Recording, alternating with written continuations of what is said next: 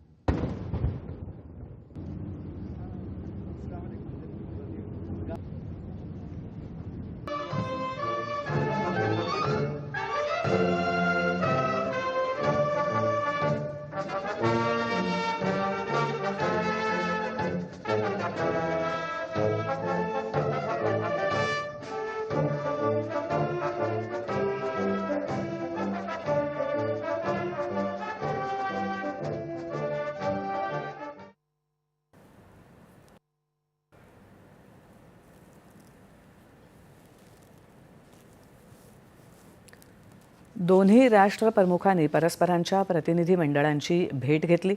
ब्रिटनचा दौरा यशस्वीरित्या आटोपून पंतप्रधान आज सकाळी माले इथे दाखल झाले। विमानतळावर मालदीवचे राष्ट्रपती मोहम्मद मुइझू यांनी त्यांचं स्वागत केलं। राष्ट्रपती मुइझू यांच्या आमंत्रणावरून पंतप्रधान 2 दिवसांच्या मालदीव दौऱ्यावर असून मालदीवला ते तिसऱ्यांदा भेट देत आहेत। पंतप्रधानांचा हा दौरा शेजारी प्रथम आणि हिंद महासागरात भारताचं स्थान अधिकाधिक बळकट करण्याच्या सागर धोरणानुरूप आहे।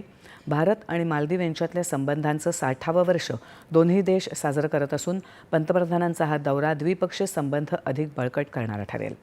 या भेटीदरम्यान पंतप्रधान नरेंद्र मोदी आणि मालदीवचे राष्ट्रपती यांनी व्यापक आर्थिक आणि संरक्षण सागरी भागीदारीच्या प्रगतीचा आढावा घेतील। यासह दोन्ही देशांमध्ये काही द्विपक्षीय करार देखील होण्याची शक्यता आहे। भारताच्या मदतीनं साकारलेल्या काही पायाभूत सुविधा प्रकल्पांचं उद्घाटनही पंतप्रधानांच्या हस्ते होईल। मालदीवच्या स्वातंत्र्याच्या 60 वर्षानिमित्त उद्या आयोजित कार्यक्रमाला पंतप्रधान मोदी प्रमुख पाहुणे म्हणून उपस्थित राहणार आहेत।